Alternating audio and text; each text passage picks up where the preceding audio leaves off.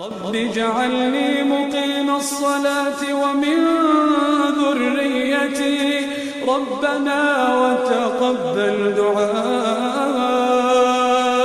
ربنا اغفر لي ولوالدي وللمؤمنين يوم يقوم الحساب ولا تحسبن الله غافلا عما يعمل الظالمون إنما يؤخرهم ليوم تشخص فيه الأبصار مهطعين مقنعي رؤوسهم لا يرتد إليهم طرفهم وأفئدتهم هواء وأنذر